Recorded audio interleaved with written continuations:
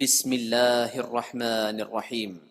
السلام علیکم ورحمۃ اللہ وبرکاتہ۔ حاضرین و ناظرین، یہ درس نمبر 1140 ہے اور آج سورہ بنی اسرائیل کی صرف ایک آیت کی تلاوت اور تشریح کی جائے گی، آیت نمبر 85۔ چلیے سب سے پہلے اس آیت کی تلاوت کرتے ہیں، لفظی ترجمے اور ترجمے کے بعد تشریح کرتے ہیں۔ اعوذ باللہ من الشیطان الرجیم، بسم اللہ الرحمن الرحیم۔ وَيَسْأَلُونَكَ عَنِ الرُّوحِ قُلِ الرُّوحُ مِنْ أَمْرِ رَبِّي وَمَا أُوتِيتُم مِّنَ الْعِلْمِ إِلَّا قَلِيلًا۔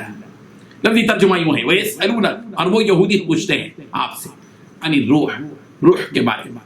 قل کہہ دیجئے، الروح من امر ربی، روح امر ہے میرے رب کا، وما اور نہیں، ہوتی تم دیے گئے، من العلم علم سے، الا مگر قلیلا بہت ہی تھوڑا۔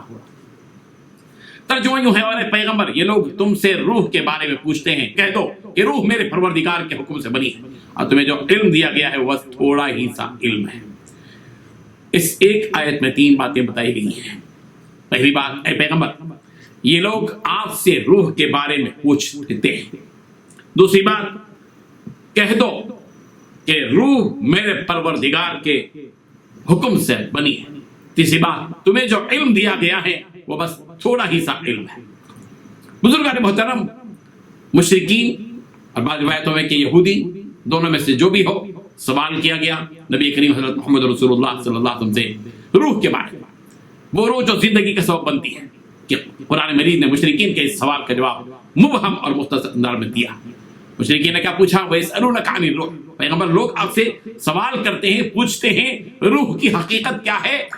پیغمبر قل، آپ کہہ دیجیے، الروح من امر ربی، روح میرے رب کا معاملہ ہے، وہ اللہ تبارک و تعالیٰ کے امور میں سے ایک بڑا امر اور حکم ہے، بس اللہ کے حکم سے بنی ہے۔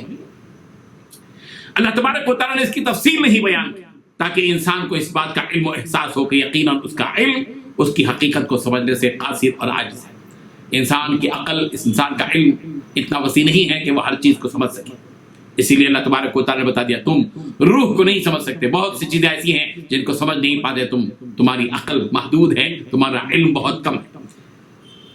یقیناً اس کا علم، اس کی حقیقت کو سمجھنے سے انسان قاصر ہے، عاجز ہے۔ روح کی تفصیل اور حقیقت کو بیان نہ کرنے کی حکمت یہ ہے کہ انسان کو یہ بتایا جائے کہ تو کس قدر کمزور ہے، تو کس قدر کمزور ہے، بے بس ہے، تیری عقل، تیری روح کی حقیقت کو جاننے سے بھی عاجز اور قاصر ہے۔ اس سے یہ بھی معلوم ہوا کہ دنیا میں بہت سی ایسی حقیقتیں ہیں جن کی اصل کا علم انسان کو نہیں ہے اور وہ اس معاملے میں جاہل ہے، اور انسان اگر کسی چیز سے ناواقف ہے تو اس کا یہ مطلب نہیں ہے کہ وہ چیز موجود نہیں ہے۔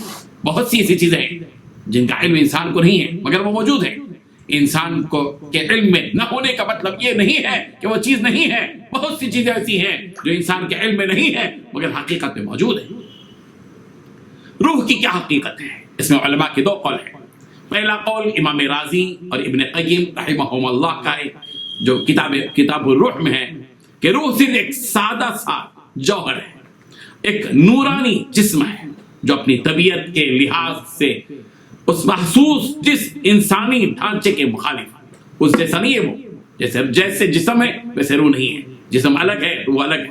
یہ روح اس محسوس جسم میں گلاب میں پانی کی طرح دوڑتی ہے جو بنا کسی پیدا کرنے والے کے وجود میں نہیں آ سکتی، اور وہ پیدا کرنے والا کون ہے؟ اللہ ہے، جس نے اپنے کن حکم سے پیدا کیا ہے۔ اور دوسرا قول امام غزالی اور ابو القاسم راغب اصفہانی کا ہے کہ روح کا نہ کوئی جسم ہے اور نہ کوئی ڈھانچہ، بلکہ وہ بدن کے متعلق ہے جس پر تدبیر، نظم و نسق اور تصرف، کارروائی معلق ہوتی ہے۔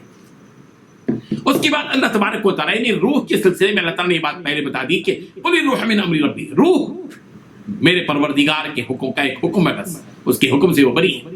اور آگے بتا دیا گیا وما اوتیتم من العلم الا قلیلا، کہ بندے کو اس حقیقت سے آگاہ کر دیا گیا کہ تمہیں جو علم دیا گیا ہے وہ بس تھوڑا ہی سا علم ہے۔ جتنے انسانوں کو دنیا جہاں کے اب تک آئے اور آئندہ آئیں گے، اب جتنے دنیا جہاں کے جتنے بھی انسانوں کو، لوگوں کو اور مخلوقات کو علم دیا گیا ہے وہ بہت تھوڑا ہے، بہت تھوڑا۔ رب